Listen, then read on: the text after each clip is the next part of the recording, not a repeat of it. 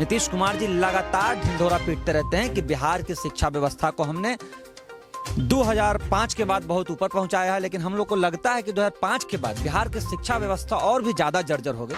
जब guest faculty ही बिहार के विश्वविद्यालय को चला रहे हैं तो फिर उन्हें परमानेंट नीतीश कुमार क्यों नहीं कर देती है? मतलब शिक्षक अधिकारी बन के बैठे हुए हैं, ये स्थिति है। तो विश्वविद्यालय की पूरी तरह से गरिमा को चौपट करने में कहीं ना कहीं सत्ता पक्ष और 15-15 साल दोनों का हाथ रहा है। नीतीश कुमार जी को शर्म आनी चाहिए कि आप जिस विश्वविद्यालय के छात्र हैं उसकी स्थिति दयनीय है, और आप खुद चांसलर बन के जिस विश्वविद्यालय के गए हैं। बिहार की शिक्षा व्यवस्था पे लगातार सवाल उठता है और बिहार की जो स्थिति है शिक्षा के लिए बहुत ज़्यादा गिरी हुई मानी जाती है। हमारे साथ मनीष यादव है, पटना यूनिवर्सिटी के छात्र अध्यक्ष है। बिहार की शिक्षा व्यवस्था तो ऐसी दुरुस्त बेकार मानी जाती है, क्या कुछ कहेंगे? बिहार की शिक्षा व्यवस्था बेकार थी नहीं, बिहार की शिक्षा व्यवस्था को बेकार किया गया है। बिहार के तमाम विश्वविद्यालय में आप चले जाइए, 90 से पहले चले जाइए या 2000 से पहले आइए, लगातार IAS IPS निकलते आ रहे थे। लेकिन अब स्थिति ये है कि विश्वविद्यालय में शिक्षक ही नहीं है, विश्वविद्यालय में शिक्षकों का घोर अभाव है। बहुत बड़े स्तर पर कह सकते हैं कि शिक्षकों का अभाव है, लेकिन बहाली नहीं है। सारी सरकार आती है, वादे करती है, एजेंडा में रहता है, चुनावी एजेंडा में रहता है कि शिक्षकों की बहाली बड़े स्तर पर करवाएंगे, लेकिन शिक्षकों की कमी होने के कारण विश्वविद्यालय में क्लास चलते नहीं है। शिक्षकों की कमी होने के कारण विश्वविद्यालय में बड़े स्तर पे अन्य विभागों में आप रिजल्ट नहीं दे पा रहे हैं। लेकिन नीतीश कुमार जी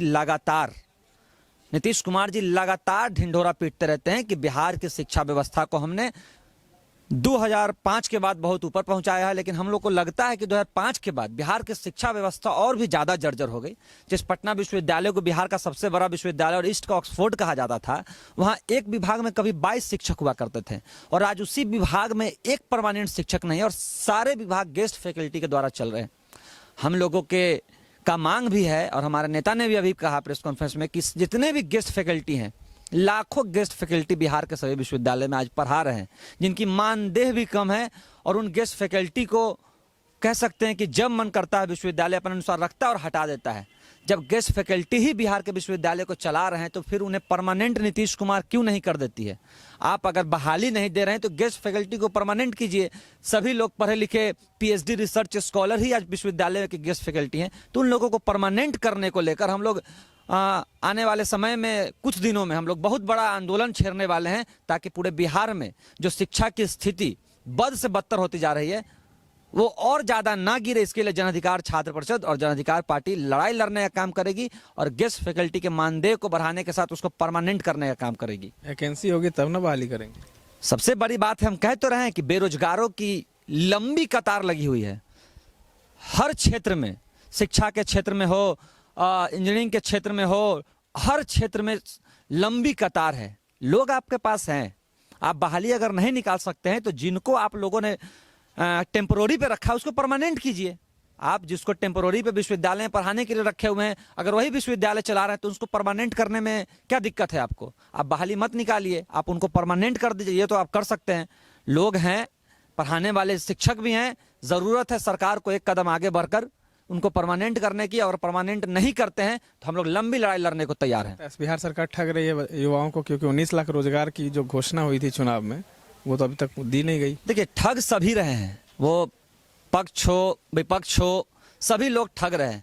वरना बताइए कि जिस विश्वविद्यालय में आज 22 टीचर एक विभाग में हुआ करते थे, 90 के बाद एक टीचर आपको विभाग में नहीं मिलेंगे।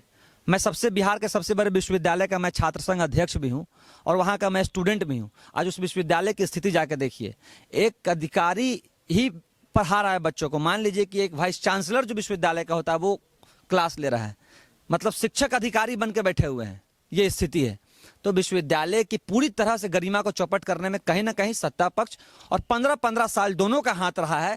इन दोनों ने कभी भी शिक्षा की बेहतर स्थिति के लिए अपना योगदान कह सकते हैं कि नहीं दिया। जरूरत है बिहार को विकास के रूप में अगर आगे ले जाना है तो शिक्षा व्यवस्था दुरुस्त करने की जरूरत है। बिहार के मुख्यमंत्री कहते हैं कि बिहार में शिक्षा व्यवस्था तो हम काफी हद तक सुधार दिए हैं। बिहार के मुख्यमंत्री हमारे ही यूनिवर्सिटी से हैं और हमारे ही कॉलेज से नीतीश कुमार जी हैं। साइंस कॉलेज से जहाँ से हम पढ़ रहे हैं वही विश्वविद्यालय के छात्र रहे हैं। तो नीतीश कुमार जी को शर्म आनी चाहिए कि आप जिस विश्वविद्यालय के छात्र हैं उसकी स्थिति दयनीय है, और आप खुद चांसलर बन के जिस विश्वविद्यालय के गए हैं, कम से कम उस विश्वविद्यालय की स्थिति ठीक रखिएगा। आप अपने विश्वविद्यालय, अपने घर को तो नहीं सुधार सके, लेकिन जहाँ के आप चांसलर बन बैठे हैं वहाँ विश्वविद्यालय, उस विश्वविद्यालय को देखिए और बिहार की शिक्षा को मजबूत करने में अपना जाते जाते योगदान दे दें, ताकि छात्र भी और बिहार के नौजवान युवा भी कहीं ना कहीं आपका सम्मान करें।